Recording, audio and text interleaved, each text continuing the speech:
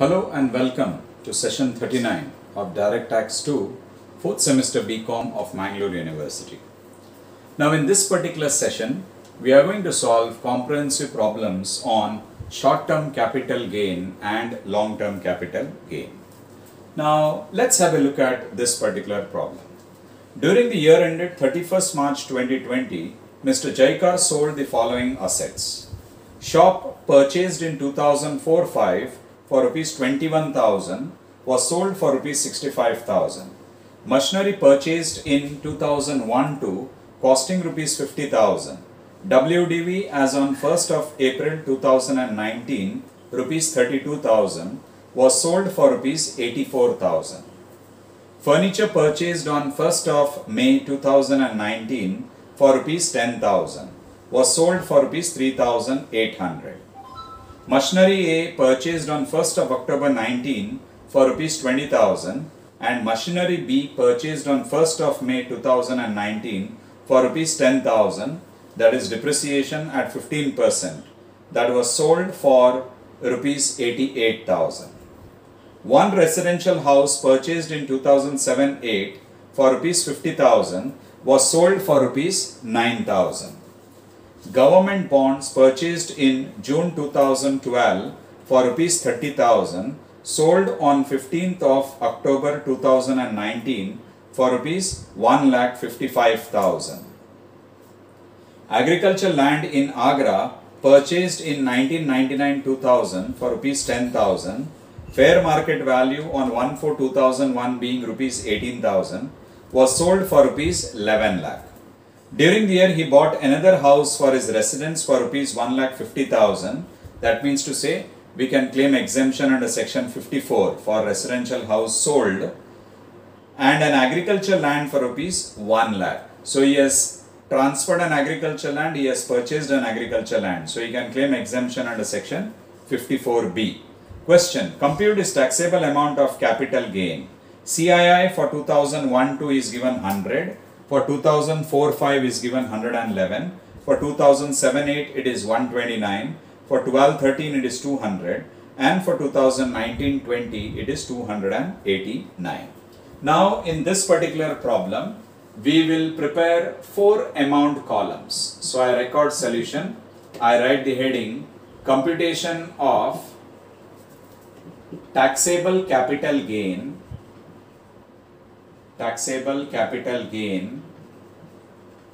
for the previous year 1920.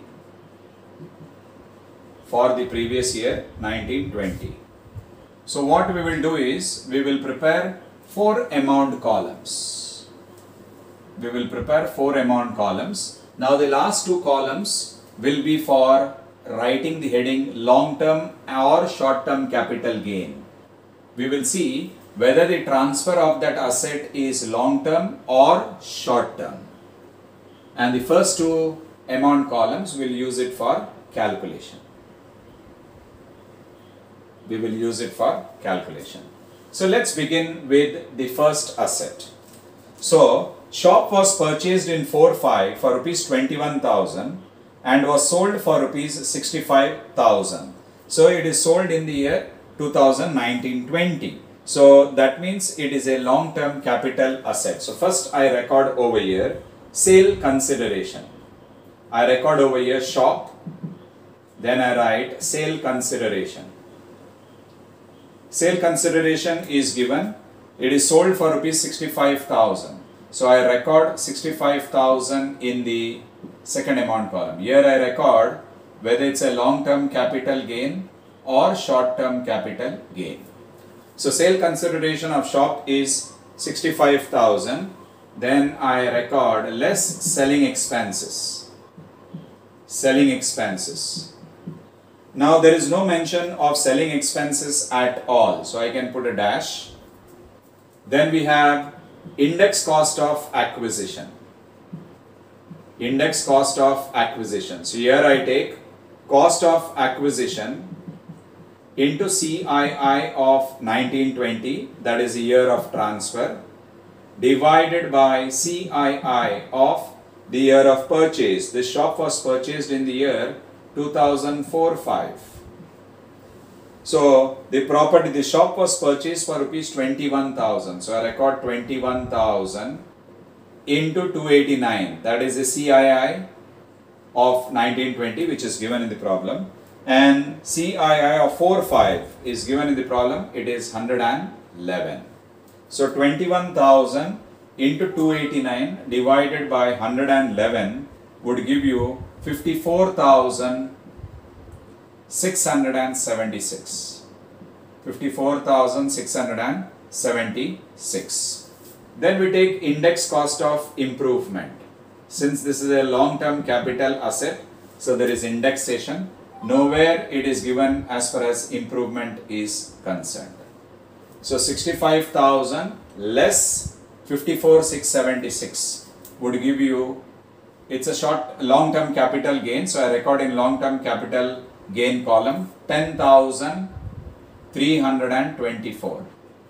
So 1054 is 64, 900 and 65,000. So 10,324 is a long-term capital gain on the transfer of shop. Okay, after shop we have the next asset, that is machinery. Now sale consideration of machinery. Very important point in the problem. It's given machinery purchased in 1-2 costing rupees 50,000. WDV is given on 1st of April 19, 32,000 was sold for rupees 84,000. And after one sentence again it's given machinery A purchased on 1st of October 19 for 20,000 and machinery B purchased on 1st of May 19 for rupees 10,000. Depreciation at 15% was sold for rupees 88,000. So two machineries are sold. We will bring it under one block. So sale consideration of machine. So the first machine was sold for rupees 84,000. I will record 84,000 plus the next two machines were sold for rupees 88,000. So machinery will not be, individual item machinery will not be shown, rather we will consider that as one block. So 84 plus 88, 80, 160, 168, 1,72,000. So I record that in the second amount column, it is 1,72,000. Then I deduct less. For the first machine, there is written down value given. The written down value as on 1st of April 19 is 32,000. So I record over here 32,000. The written down value on 1st of April 19 is given. Then the two assets are purchased during the year. That is cost of acquisition of those. So since the assets are transferred, date is irrelevant. 20,000 and 10,000 are the two values. That is cost of acquisition of these two machines. So total 30,000 and all these machines are sold. So 32 plus 30 is 62,000. Now point to note, machinery used in business is always a depreciable asset. So the gain or loss arising on the transfer of a depreciable asset is always short-term capital gain. So from 1,72,000 we deduct 62,000. So short-term capital gain would be 1 lakh. That is about the second asset. Then we go to furniture. Now there is no mention of household furniture. So we assume furniture is also used in business. That is also a depreciable asset. So furniture, sale consideration is given. Sale consideration, furniture purchased on 1st of May 19 for rupees 1,000, sold at 3,800. So I record 3,800 less what is given. Purchased, it was purchased during the year itself. So there is no WDV, written down value. It is purchased at 1,000. Again, machinery is a depreciable asset, and all depreciable asset, the gain or loss is always short term.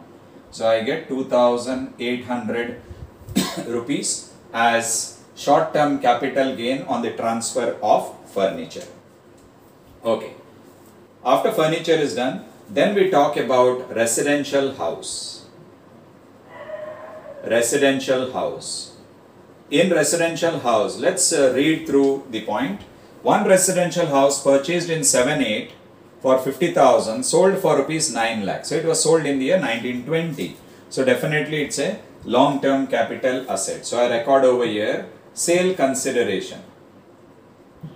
Sale consideration of that house is 9 lakh rupees. So I record 9 lakh in the second amount column. 9 lakh. And this is a long-term capital asset because it was purchased in the year 2007-8. So I deduct. Selling expenses is not given in the problem. So directly I go to index cost of acquisition. Index cost of acquisition. Now what is given? Cost of acquisition into CII of 1920, that is our current previous year, 1920 divided by CII of the year of purchase. Now this residential house was purchased in the year 2007-8. 2007-8. The cost of acquisition of that residential house is 50,000. CII of 1920 is 289 divided by CII of 7-8, that is also given, which is 129. So 50,000 into 289 divided by 129 would give you 1,12,016. Would give you 1,12,016. Now there is no cost of improvement in this problem.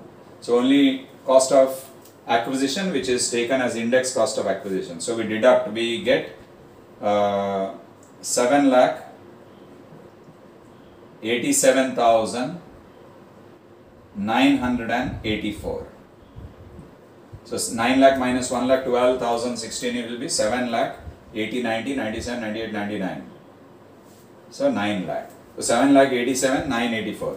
This is long-term capital gain. But it's given that a new house is purchased. During the year he bought another house for his residence for rupees 1,50,000. That is, from this number I record less exemption under section 54. Exemption under section 54, and that is cost of the new house. Cost of the new house. And cost of the new house is given. It is 1,50,000. Cost of the new house is 1,50,000. And since this is a long-term capital asset, we will record the number in the long-term capital gain column. So 7,87,984 minus 1,50,000. 7 minus 1 is 6. 6 lakh. 80 minus 50 is 37,984. So you get 6,37,984.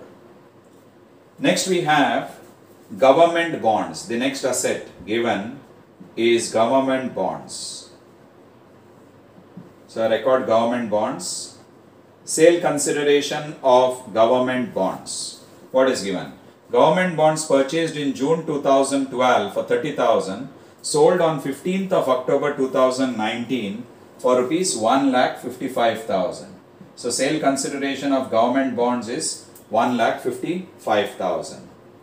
Then I deduct less, since this is a long-term capital asset, there is no selling expense given. So we take index cost of acquisition. Now what is index cost of acquisition? It will be cost of acquisition into CII of 1920. That is the year of transfer, divided by CII of the year of purchase. Now this bonds was purchased in June 2012. So June 2012 is 12/13. So 12/13. Now the cost of acquisition of the bonds is 30,000. So I record 30,000 into 289 divided by 200. So 30,000 into 289 divided by 200. So 30,000 289 divided by 200 would work out to 43,350. 43,350.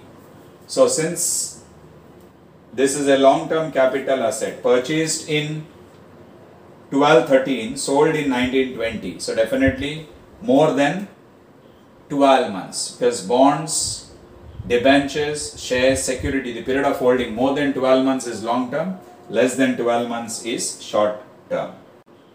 1,11,650.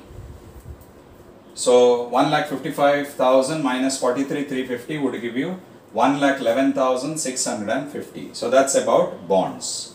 We have another asset.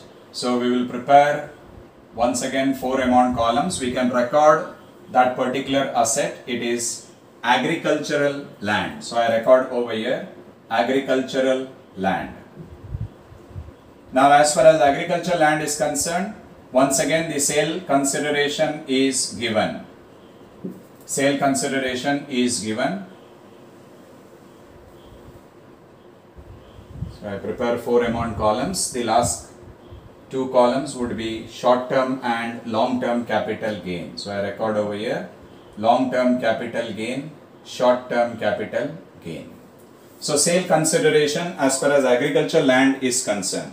During the year he bought another house for his residence and an agriculture land for 1 lakh. Okay, agriculture land in Agra purchased in 99-2000 for rupees 10,000.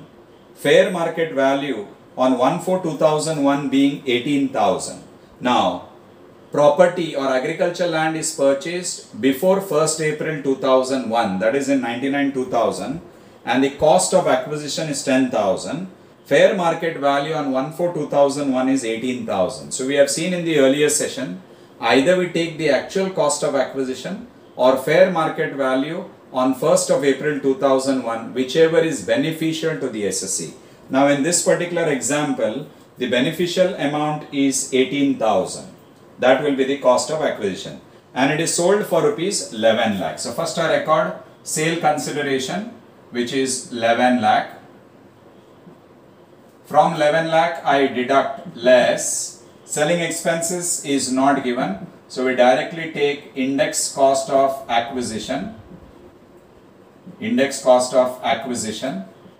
Now again the formula, cost of acquisition, or I record fair market value as on 1st of April 2001. So any one of the two, into CII of 1920, that is the year of transfer, divided by CII of 2001 to. The property is acquired in 1999-2000, that is prior to the base year. 1/2, so we take CII of 1/2. Now cost of acquisition or fair market value. Cost of acquisition is 10,000. Fair market value on 1st of April 2001 is 18,000. So we take 18,000 into 289 divided by 100. That is the index of the base year 2001-2. So 18,000 into 289 divided by 100. So that number would give you 52,020. 52,020. So we record that in the second column itself. So I deduct 11 lakh minus 52 lakh 20 would be 10 lakh 47,980. So it would be 10 lakh 47,980. Now this 10 lakh 47,980 is long-term capital gain. But the SSC has purchased an agriculture land. So from this number I record less exemption under section 54B. Exemption under section 54B. That is the cost of new agriculture land purchased. Cost of new agricultural land purchased. The cost of new agriculture land is 1 lakh rupees. It is 1 lakh. Now since agriculture land is a long-term capital asset, that number will be shown in the long-term capital gain column. That would be 9,47,980. 9,47,980 would be the taxable long-term capital gain as far as agricultural property is concerned, an exemption under section 54B. So that's all we have. So we will total long-term and short-term capital gain. Short-term capital gain is just 1,10,000 plus 2, that is 1,12,800 will be the value. And as far as long-term capital gain is concerned, 4, 8, so I record 8. Then we have 2 plus 8 is 10, 5, 15, 15 plus 8 is 23. So we get 2, so 3, 4, 5, 5 plus 9 is 14, 20, 29. So again 2, 7, 8, 9, 10, 16, 1, 17, 17, so that's 1, so 5, 6, 7, 8, 9, 10, 0, 1, that is 10, 16, 17. So you get, so total would be 6, 9, 10, 15, 16. So it will be 6, 7, 9, 10, 17 lakh 7,938. So just have a look at this. This will be taxable capital gain. This would be taxable capital gain. Now this would be taxable long-term capital gain. This would be taxable short-term capital gain. So let's just add up once again. 10,324, 6,37,984. Then we have 1,11,650. Then we have 9,47,980. So these are the numbers that we have. We can add up all. So it will be 8, 9, 10, 15, 16, 17, 18, 23. So 2, 3, 4, 5, 9, 10, 14, 20, 29. That's 2, 7, 8, 9, 10, 17, 1, 3, 4, 5, 6 plus 4 is 10, 1, 7, 8, 8, 9 is 17. So 17,07,938, same number we have recorded. Now this is taxable long-term capital gain and this is taxable short-term capital gain. So let's understand this particular problem. We have been given with 1, 2, 3, 4, 5, 6 assets, 6 different assets, and some of the assets are long-term, some of the assets are short-term. So sale consideration is given and it is a long-term capital asset, so we do the indexation, we record the number in long-term capital gain column. Machinery is always a depreciable asset. So there are two sets of machinery given, sale consideration is 84 and 88, we take it under one block and we add it here. Then written down value is on 1st of April 19. So written down value of the old asset is given 32,000. Then there are new 2 machinery purchase which are also sold. So total works out to 30. So total WDV and cost of acquisition is 62,000. 1,72,000 minus 62 is 1,10,000. Since machinery is a depreciable asset, the gain or loss is always short term.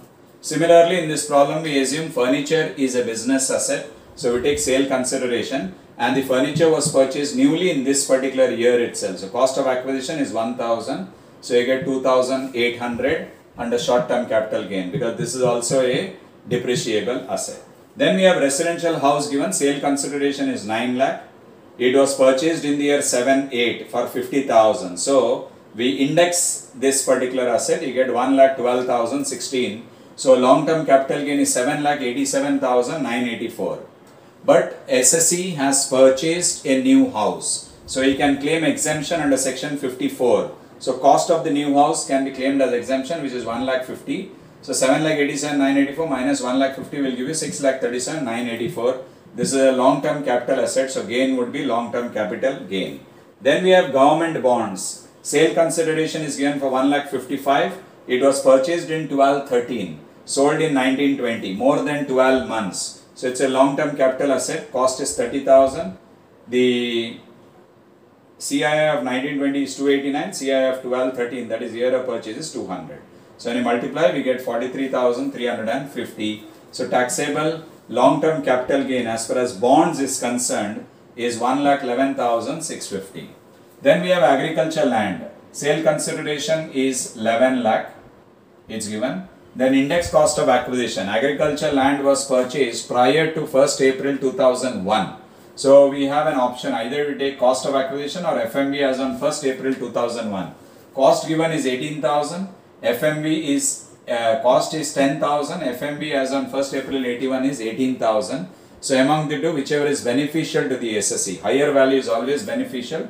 So we take 18,000 into CII of 1920, which is 289, year of transfer, by CII of the base year, because it was purchased prior to 1st April 2001. So 100.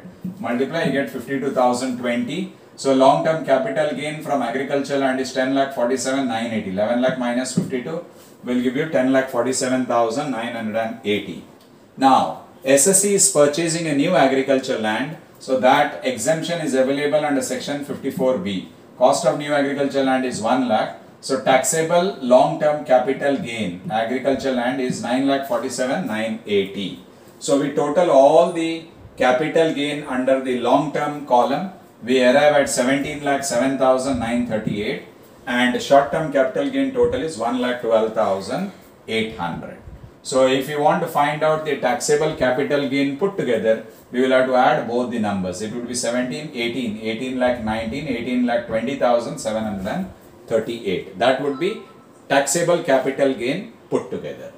So I hope this comprehensive problem on long-term and short-term capital gain is clear. Thank you.